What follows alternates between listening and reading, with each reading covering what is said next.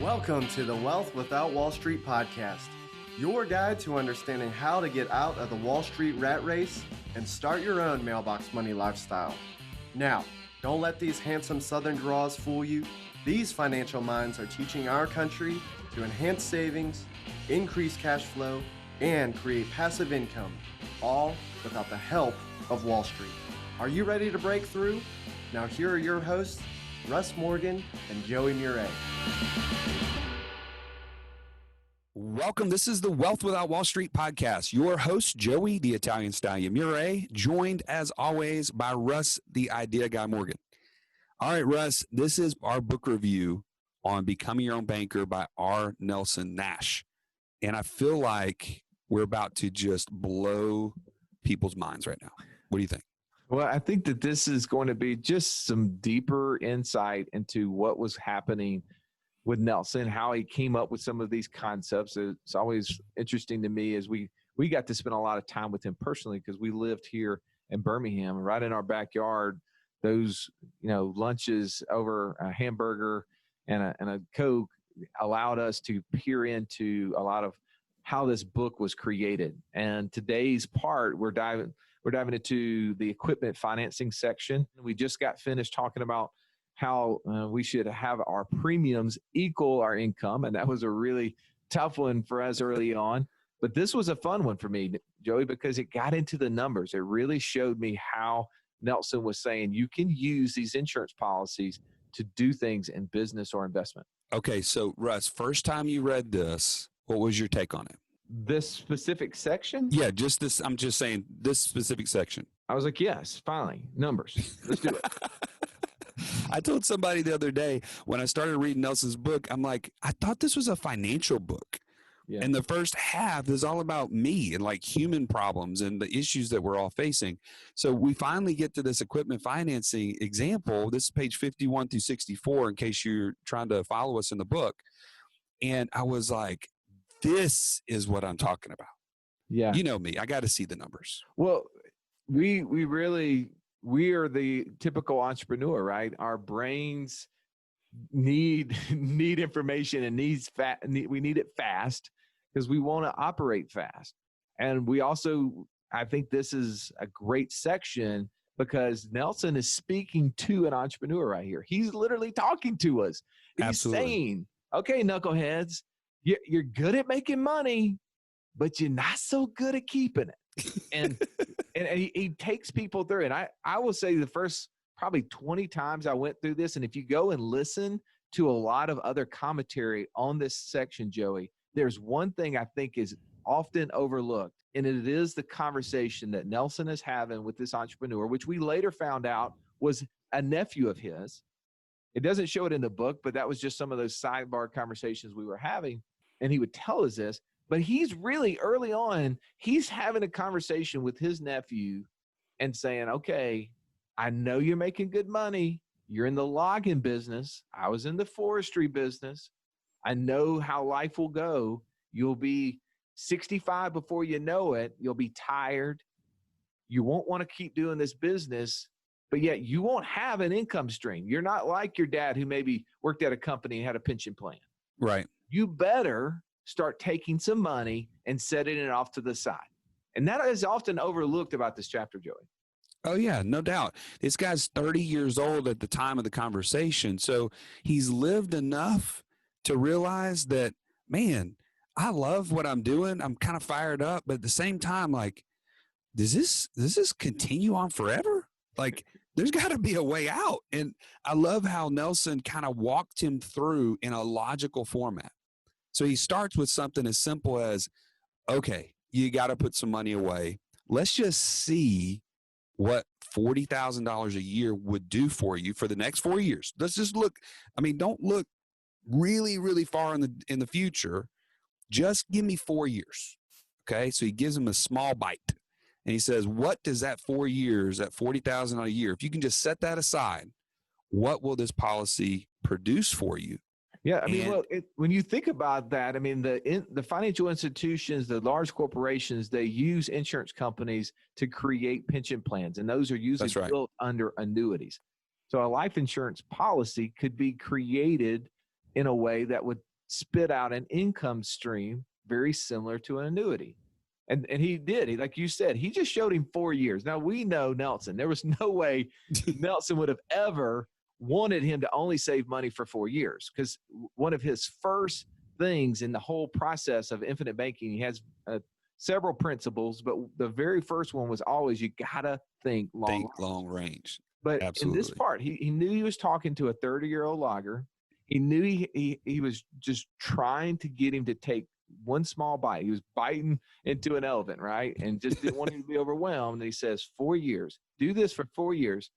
And when you turn 65, let me show you. Like, you want to look at what your friends are going to do. They're going to want to retire from their fancy corporation jobs, and they're going to have some sort of pension plan with that business. Now, this is, mind you, back in the early 80s. I know as we're listening to this now in the 2020s, we're like, pensions? What's that?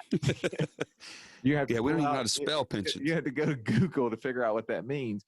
But he's saying, look, I can help you build one of these with just 4 years of income. Taking a portion of that and putting it in here, it can spit out $92,000 a year for you for almost 20 years. And still, he would have a good deal of money. He could keep going, but he just showed him to age 85, because in the early 80s, I mean, 84, 85, most people long gone by that time. Well, I got to imagine that at least at that point, he's got the logger's attention, right? Yeah. Hey, okay, can you get this far? Yes. Okay, I'm paying attention. Yeah. Then what does he do? Well, from that point on, then he starts to say, okay, I'm going to quote it from the actual book too. He says on page 52 at the bottom, everyone should be in two businesses. The one in which you make your living, and the other one should be the banking business that finances whatever you do for a living. Of the two businesses, banking is the most important. And he said that to him, Joey, for a very specific reason, is because he knew that he had a lot of heavy equipment that he was using in his logging business and was spending a lot of money every single month to pay for that stuff. Yeah. In fact, he gives us an example of just one truck. And this is on page 52. He talks about how the finance company is charging, first of all, there's $65,000 for each truck. He's putting some money down. He's financing $52,600 for 4 years. So each payment is about $1,500 per month. So imagine that when we talk about cash flow, Russ, we're talking about the cash flows that already exist in people's lives that are going away from them and not coming towards them. And this is a great example where, again, just think about this in your life right now. You want to be able to save money, but sometimes it's hard to even see where you have excess savings because the money is constantly flowing away from you. Well, how many times, Joey, do we have one of our coaches tell us they got off the phone with somebody and they were going through their financial picture? Initially, the person could see just this small speck. I remember to a young, more stallion-like stallion 15 years ago when you and I were talking, almost, I guess 11 years ago, whenever it was. And you could see a very small speck of what this looked like. But then through just going through their financial picture, just like Nelson is starting to do with his nephew, start looking at, hey, I know you can put some money off to the side, but let's look over here too a little closer. What else you got going on?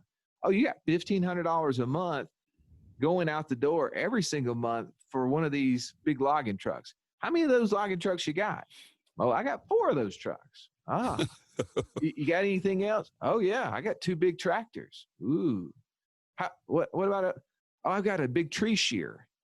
Huh, how much does that cost you? That's about $16,000 a month. You could just see the wheels in Nelson's head just starting to get him to spend, because once he gets him talking about where the money's going, now he can start saying, let me teach you about the banking function. Just like I said a second ago, let me show you why you should be in 2 businesses, and the banking business is the most important.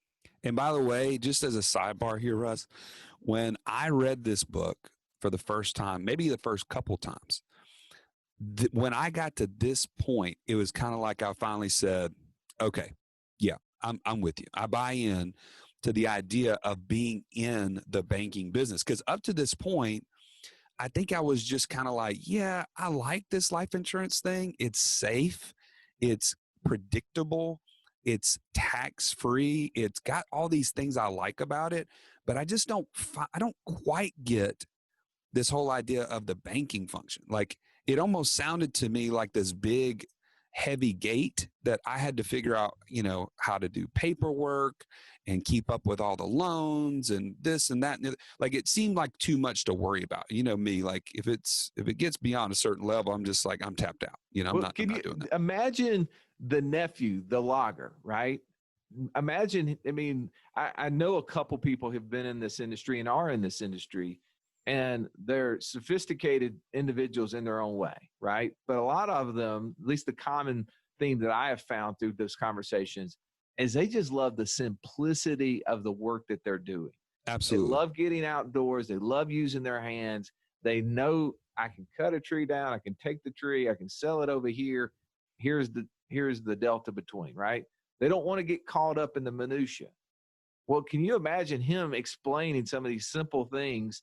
And that would probably been a concern to his nephew. Like, am I going to have to do a bunch of paperwork? Because I don't want to do a bunch of paperwork.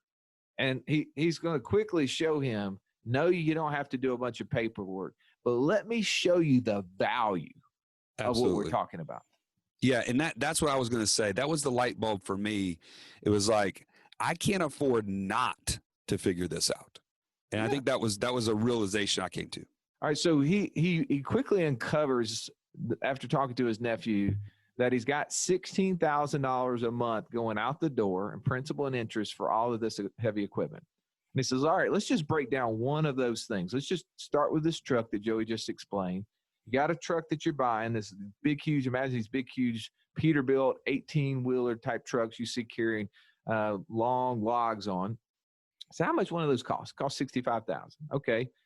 And he says, well, how much of that you typically finance? He said about $52,000, and my payment's $1,500 a month. Now, granted, this is the early 80s, so don't get caught up in interest rates yet. All right. I know that sometimes people can get hung up in that. But he's just using the time frame that he's in. And he says, all right, well, $1,500 a month, and you pay for this every 4 years, and then you get a new one, right? And the guy goes, yeah. I mean, I got 400,000 miles on it, and that thing's beat up. Yeah. Yeah, I need a new one. And so he's showing him, okay, you've got this $1,500 a month outlay, and the majority of that payment, 27% of that payment is actually interest alone, because he pulled out the financial statement and started looking through it. He said, did you know that the insurance companies that I'm showing you over here with saving this money are the same financial institutions that company that you're borrowing the money from, whatever that finance company, the bank, they're getting their money from the insurance company to loan it to you? Like, just knowing Nelson, like, he would stop right then and have taken a sip of coffee and just waited to see. No, but he wouldn't have taken a sip, Russ. Think about it. When Nelson, this is sidebar too. I'm sorry if I'm getting people off. When Nelson would be at our office, he would always get a fresh cup of coffee, and he would sit there and talk, and he'd never take a sip, but he'd bring the cup up to his lips like he was going to, and then he'd set it down and start talking again. I guarantee you that he never got a warm cup of coffee. Well, but he loved to stop. He loved to make you think, and him, whether taking the sip or not, was a way to ensure that he was not going to talk, and it was going to cause you to get your wheels turning. And that's what I can just imagine him doing right at that point with his nephew, is that he shows him, did you know that the financial institution that you're borrowing money from is the exact same company that you're going to put $25,000 a year in? Now, who do you guess is who's paying for this whole thing to work? They're going to make money because it's not theirs. Finance companies don't have money. They go buy blocks of cash a lot of times from large insurance companies. They mark it up just like any other retail establishment, and they farm it out to you.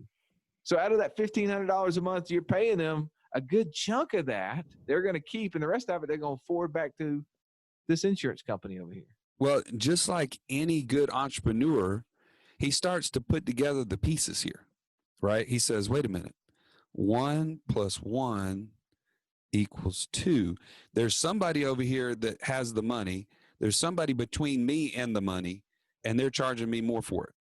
Wait a minute. Well, and so what's his natural question is, well, could I borrow the money to buy a new truck with it? Could I finance a new truck with that money from the insurance company instead of them?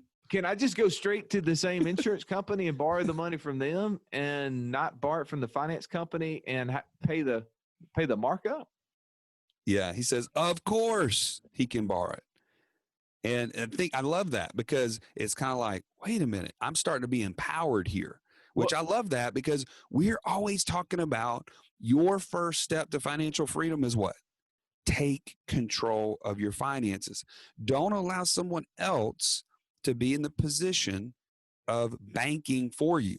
You can do it just as easily as they can, and you can benefit from it. So anyway, don't abdicate your responsibility to somebody else. He says, of course you can borrow the money because policy holders are first in line to the pool of cash that, get this, must be lent by the insurance companies. The insurance company has to put that money to work somewhere. They don't put it in speculative things like stocks. They have to put it to work. They literally put money to work in things that create cash flow on a monthly basis. Shocking that we resonate so much with insurance companies because they're trying to create monthly cash flows. That's what we're trying to do as entrepreneurs. We're trying to create passive income streams. We align so well with them. And I love this. So he's trying to say, you as a policy holder would be first in line to get access to that money. And if you do, let me show you what would happen.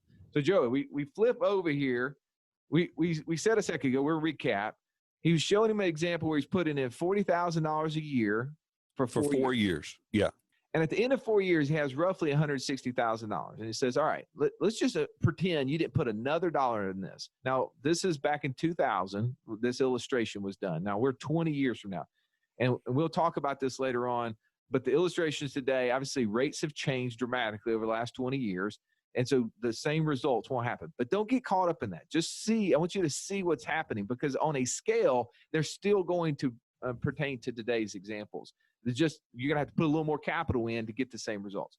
So 4 years, he puts 40 grand in.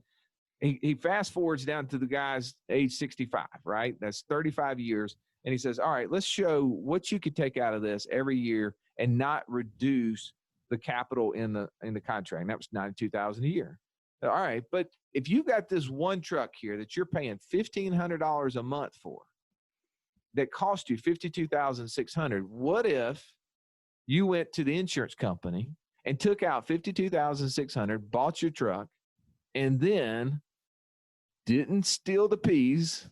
That goes back to a previous example, meaning that's right, that you didn't try to say, I'm going to give myself a deal. You just keep paying yourself back the $1,500 a month and allow that extra money that is going in there, that's over and above what the insurance company would charge you for the money, to grow your capital, grow how much wealth you would have in there. What was the results, Joey?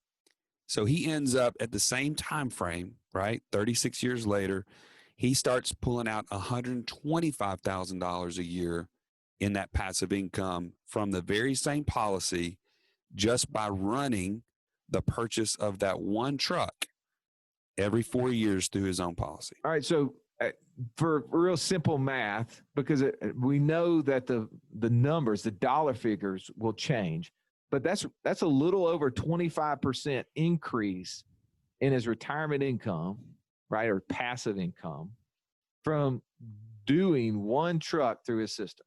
Which, by the way, he had the cash flow going out, whether he used it in the policy or not. Yeah. Did he work any harder to make this happen? Not 1 cent more. Did he have to take on any more risk? Not one piece of risk. No, absolutely not. So then you can only imagine what his nephew started thinking about, right? He's got him thinking now. He's taking him from, all right, I need to be saving. I know I need to have some reserves because if I don't, one of these trucks going to break down. Something's going to happen. I'm going to get out of business. I'm going to go through a COVID-19. There's going to be some crisis is going to happen. I better have some savings. But then he starts showing him how this banking function works. He goes, wow, that's good. Well, Uncle Nelson, I got 4 of these trucks. What if could I buy 2 trucks through it? Yeah. So he takes him to the logical next step, right? The second truck gets put into the equation. And what happens again? Bang, another $25,000 in additional passive income at age 65. So now he's up to $150,000 because he's running 2 trucks through his policy. So his income has gone from the first example. If he just saved $40,000 a year for 4 years, and at age 65 he was going to produce $92,000 of income. So now he says, okay, well, let's just take that same policy, nothing different about it, except we're just going to use it. We're going to use it in the banking equation here.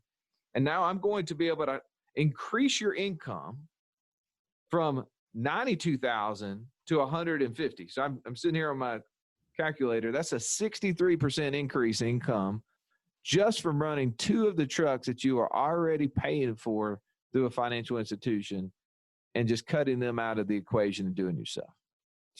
That's powerful. Now, I want to do sidebar here. So we talked about adding additional risk. Does he add any risk? In fact, I would argue that he has reduced his risk dramatically. Tell me how. On 2 fronts. Number one, he now has a death benefit that didn't exist before. We're talking about life insurance every time, but sometimes it's hard for us to remember. The fact is the death benefit is almost like this cherry on top. We forget. In this case, is his family more or less at risk when you add a $1.3 million death benefit that increases every single year from then on? Well, yeah, no, he's definitely reduced his risk. I agree with you 100%. And that's the business that he's in is, there is some risk, right? I mean, it happens. Unfortunately, wrecks happen on the road with those big trucks. Trees fall and tractor accidents happen. Yeah, I would see like he didn't do anything differently, and he added $1.5 million and ultimately a couple $1 million as you get further down in the examples to his family's bottom line once he does pass, because he's going to pass at some point, whether it's going to happen early on or not. Right. But I think the bigger thing, the second thing that is even more pertinent right now today, think about this. You're in the tree business, the logging business, fill in the blank. I don't care what business you're in. Do you have ebbs and flows in your business? Everybody does. 100%. Do you sometimes take on too much, bite off more than you can chew, learn from your mistakes, have to shrink back, whatever it might be? Absolutely. Today, exactly. So is he at more or less risk if for some reason cash flow gets really tight and he owes his banking company, his own finance company, himself, his own banking policy, the $1,500 a month, or the finance company $1,500 a month for that piece of equipment? Oh, and that sometimes is overlooked. We had that discussion yesterday as we were doing a webinar for the Land Geek, and that was a question. And we talked about when we set up these insurance loans, there is no required payment, right? I mean, Nelson says if you borrow the money, you need to pay it back. You need to be honest banker with yourself. But it is a prepayment of that death benefit. If I didn't pay it back, it would just come off the death benefit that my heirs would get. Now, if I don't pay it back, then that money's not available for me to then go borrow again for the next truck. And if I keep doing that for a long enough period of time, then I'm going to be back at square one. And I don't want to be back at square one. So I am encouraged to put it back in there, not out of fear or not out of obligation, but because of want to grow, want to have more opportunities in the future. But that is definitely overlooked, that the insurance policy loans are not structured. There is no monthly statement you get in the mail like you do with your mortgage every single month that says you owe this payment. They're not going to come, take your insurance policy back because you didn't make your monthly payment, your loan repayment. Now, we know that, and because we've been doing this for over 10 years. I mean, we were showing a policy I had that was 10 years old yesterday on that webinar, and I had $110,000 borrowed against, and it's a little small policy, but I still had over $110,000 loan against it. And I don't have to make a monthly payment on that. That's right. And I just think that that's one of the things that we, again, sometimes miss, but it is so, so powerful, especially when those things happen to your business. You cannot know for sure when these things happen. Nobody would have said, oh man, this COVID thing is going to happen this way at this time, but yet they're having to deal with it just the same way. We want to give you more freedom and more certainty and more flexibility. That's what this is all about. Okay. Well, so let me let's ask get back. you, Joey. So do you think as Nelson was teaching his nephew these things, his nephew started to see the light bulb?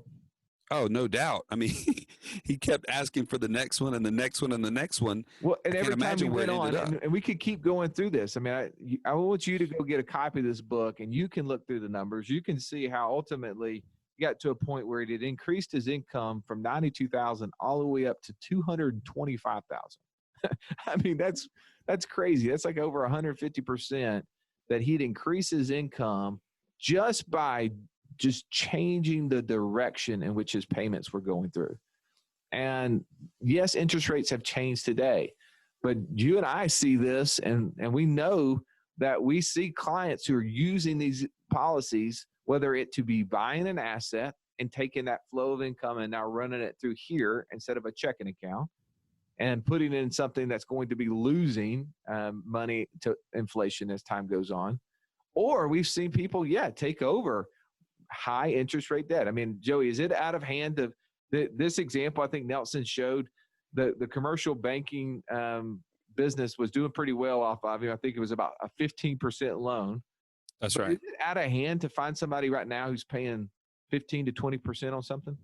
Oh man, don't get me started on credit cards. Those things are just termites, man. They're just crushing. Okay, you say credit cards, but think we have some builder clients of ours who were super successful and ultimately end up selling their business. But in the, just going back, not even 10 years ago, we're borrowing money at 23% interest to buy land.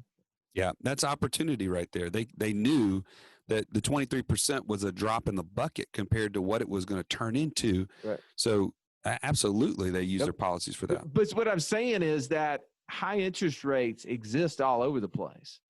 And, we were talking to Mitch Stephen on our podcast yesterday, or doing a webinar with him.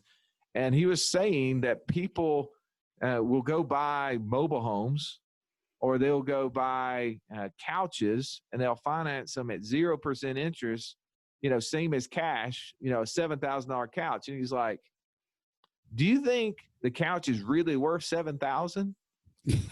He's like, heck no, it ain't worth $7,000. What made it worth $7,000 is that they would be willing to stretch the payments out on that thing for 3 or 4 years, same as cash. He's like, it's a $1,500 couch that they've done nothing more than give you the ability to pay for it in monthly payments. No different than every single mobile home that exists out there. He goes, when one of those mobile home leaves the brand new lot, no bank wants to finance that thing from that point forward. So he's like, the people that are in the private money business that want to lend money to people to buy mobile homes, he's like, they can charge whatever they want to. And they can say it's same as cash. If it's worth really 15 grand, man, same as cash, 35,000 over the next, 6 years. I mean, they can make up the numbers. But absolutely, it doesn't matter. And I think that's where people miss it, that they get the financial noise today and they think, oh, interest rates are low. It's worth me buying this new boat. I mean, they're going to give it to me at a steal at 3.4%. Right? And I'm not saying that you shouldn't borrow money, and I'm not saying take advantage of low interest rates, but don't be confused that rate doesn't necessarily tell you what the price of it is. Well, and I think that's a part what Nelson was getting through to his nephew here, is that he was showing, one, you got to be a good steward of money, better put some away, but also the banking function is, and if you can be a part of it, you can benefit from it. Yeah, that's what I was just going to say is, if you're not convinced by looking at these examples that you need to be in the banking business and that this is the means to that end, the whole life policy specifically designed for high cash value design the way that our coaches are able to help you and walk you through this process. By the way, we're not even going to talk about the train wrecks of the deals that you and I have been dealing with and our coaches have been dealing with over the last couple of years when people call and say, hey, I bought one of them policies that y'all are talking about, and I don't know, I just don't have any cash in it. Are you sure that this works this way? And what happened, Russ? They're dealing with somebody that doesn't know. They sell life insurance. They don't sell infinite banking, the process of banking that we're talking about in this example. Here's another thing. They may sell infinite banking, but how many of them are actually doing infinite banking? Yeah, exactly. And if you dug even below the surface just a millimeter, you'd find it's just not the case. So one, I don't mean to scare anybody, but I want to make sure there's a disclaimer here that any old policy doesn't work like this. Okay. So you need to make sure you're working with the right people. And this, so shameless plug, you're ready to start on this. You need to give us a call, right? freecall.wealthwithoutwallstreet.com, freecall.wealthwithoutwallstreet.com. And you can start one of these policies with one of our coaches the right way. So let's talk about this as we end, Russ. This was an example of somebody taking over the cash flow that existed in the way of a debt that they were paying for their business. But we have seen numerous times over and over and over within our community, people that have opportunity funds that are making huge returns on things that were right there the whole time. I can think about one of our clients who lent on a laundromat, right? That's because he had access to cash. This guy has a no-brainer laundromat opportunity. He didn't have the cash. And what happened? Bang, one of our clients is now reaping the benefits of that it was a short-term loan.